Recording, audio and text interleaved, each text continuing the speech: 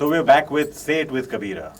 This is a show with no frills, no drum rolls, no air kisses. यहाँ पर मन की बात नहीं कर रहे, दिल से बात कर रहे हैं. So we've got Archana here. Archana is a model. She's an actress, and we have Amit Behl, a very old friend of mine. We're winning gold medals in the Commonwealth Games, women. At the same time, I also am reading the newspaper here which says 24-year-old woman who works as a CA in Greater Noida was allegedly gang molested by two youths on the expressway. A 17-year-old girl was gang raped in Patna. Then you have a 4-year-old girl. A 4-year-old girl. What are we talking about? So our topic of discussion today is, are women on streets in India safe?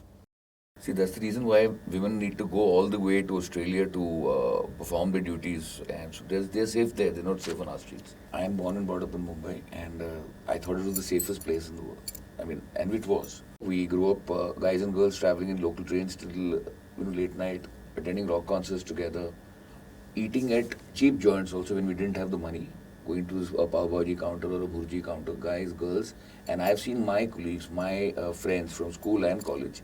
Two girls eating at a vada pav stall or a bhurji stall outside the other station, taking the last train and going. There was no issue.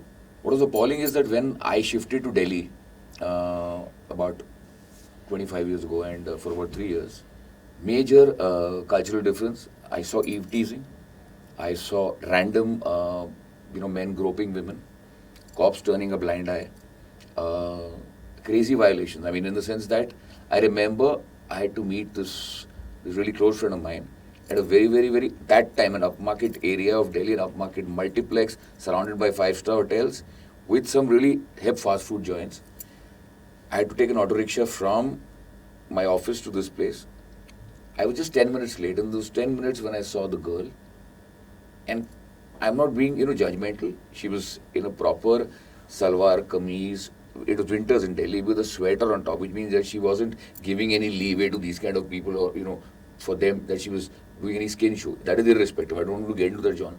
But still, she said that in those 10 minutes, Amit, that you were late, 2 men came and groped me. 1 person came and asked my number. 2 people stared at me when I asked them, but, "Kyun dekh rahe ho?"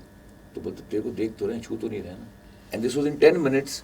This girl was originally from south of India, but doing theatre with me in Delhi. And she was in tears because she had not seen something like this in Chennai.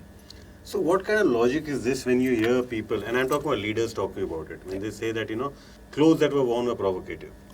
Come on, when you talk about clothes that are provocative, how does that give you the right, first of all, to do whatever you're doing? But the question that comes to my mind is... there should be a rape in Rio every day, a rape in Switzerland every day, a rape in Ibiza every day, or there should be a child molestation in all the places where there's skin show. No, but I'm asking, my major question which I'm asking is, what did that 8-year-old child do to you? What were the clothes that she was wearing that was so provocative? Come on, I think there's something major. Now, when we come back to this whole discussion, we talk about how women are unsafe on cities today, or when they're traveling or wherever. What is the basis that makes a woman not want to go to work because she feels I'm safer at home? Mm-hmm. And then we're talking about being an advanced country, we're talking about being, the top 3 countries in the world. I think we are back in the dark ages. And we're going back every year.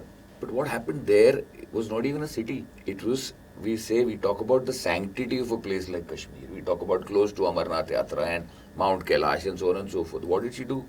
There was nothing. I mean, when she was going through this entire ordeal, maybe she didn't even know what was happening. And 2 people, I mean, imagine there are people from the cops involved and stuff. What went through their minds? I can understand this. There are times when maybe some level of intoxication, and that's not an excuse. I'm saying that maybe a certain act of flirtation could be taken. Okay, fine.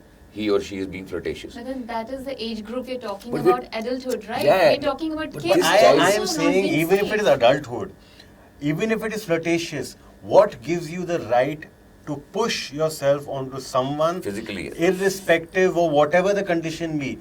What gives you the right? I don't Apart from the right, what do you go through when you are about to commit such a dastardly act? I am saying, let's say fundamental rights, fundamental duties are something else. I am saying, Kabir, as human beings, okay, we were not taught this in school. Our parents didn't teach us this, okay. Our moral science books don't teach us all this. Our, let's say, things about whatever is our culture and our heritage and world culture and heritage and prayers and poems and stuff. They don't talk about all this. What makes us do this dastardly act? And why is it that some of us do it? And when some of us do it, what makes the people that we are responsible or who are responsible for us take an onus? No, yaar, usse galti ho gayi yaar. No, it happened yaar. I think it's more to do the conscious, the conscious beliefs or the ethics or the values that one has. It's not just the physical matter that we are dealing with today. It's the point is... It's deep down inside. Like like he mentioned, like what is going on in their head? What are they thinking? That, they're worse than monsters. Now, I'll ask all of us. I'm asking you guys also. We all, are truthless soldiers on the social sites, where we all say, we failed so-and-so. I feel we should have done more. We could have done this for so-and-so. The fact of the matter is we post and then we leave. Yeah. We don't want to make any change within ourselves. Have we gone back home and tried to teach our children or teach our friends' children or talk to another friend of ours and say that, this is what I feel and, we should make a change with this. It's fine for a man to walk the streets at any point of time. Why can't a woman walk the streets? But when I say the man is suppose in case, let's say, when people say that I am the man in this relationship, the woman can also say I am the man in the relationship. So when I say I am the man, it is my moral duty, my physical duty, my mental duty to take care of the woman. And I'm not saying because she is weak. It's because she is slightly unsafe in today's scenario. But why? 1 second. Are you fine? Are you fine with the statement saying I am the man in the relationship? I'm saying the woman could also be the man. No. I'm asking. Are you fine with that statement? I'm not saying the reason you why. You could be the man in the relationship, but that doesn't mean I need to feel unsafe. Correct. To have a person born with, But I need to make in case suppose let's say make me feel safe in the relationship. Why does the man take advantage of the woman? Is because he's physically more powerful. Okay. Secondly, society is with him. So let's say if I take it as my responsibility, I need to make the environment more secure for you. But what are you fighting against? You're fighting against 10 other men that you believe are not going to keep this. That's what we're talking about. So Kabir is saying that somebody has to take the onus. Are we going to be couch potatoes or social media activists, or let Amit Behl or Kabir Sadanand spineless social media activists? Yeah, or I'm going to take the stance that today I'm going to be. Let me be. See, every woman loves to have a man in her life. Correct. And she wants him to man up, not just as her husband, but everybody that she has in her life. One second. We again, I'm asking, the topic of discussion, the topic of discussion the safety point. I'm coming to that. Is that are women safe on streets? I'm coming back to what you're trying to say.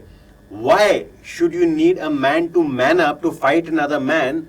Why can't that other man be respectful of a woman? Somebody needs to drill that into him, Kabir. So what are we doing about it by instead of putting only posts where they're saying that, I feel I have let so-and-so down. Come on, dude. Have we gone and tried to speak to our drivers? Have we tried to go and speak to people and say that, listen to me, she's a woman. Respect her. Correct. He's a man. Respect him. That will be the first basic civics. That will be the first symbol of manhood that you're really showing. So why aren't we doing it? I think we should. I mean, I would consider it a failure on my part that I have not been able to do it all these years. And now maybe this program or maybe what I'm reading in the news has realized why I need to talk to everybody. Listen, let's make this, and why only for women? Let's make this a safe place, and let's let the women roam on the streets. Let them be the way they are. Change yourself, man. And in case you really, really want, you've really got this crazy carnal desire, go and buy sex. Yeah. Okay, the fact of the matter is that we can continue this discussion. Women are unsafe on the streets. We really haven't come to a reason why. But I can understand one simple thing is I'm angry. I'm angry because women cannot work where they want to at times that they want to work. And what can we do? We can go back and perhaps try to educate one person a day. One person a day to only understand one simple fact is respect. Yeah. Okay, so we have lots to say over here. And we probably are going to spill into another episode. So keep watching, keep writing into us. And if you have any comments, please write to kabira@lehre.com. And welcome back next week again to Say It with Kabira. Thank you. People don't want to talk about sex. I know a friend who didn't want to talk about the fact that she was on a periods to her mom also. It's just about how you don't want to talk about any of these things related to your biological needs or anything in front of people.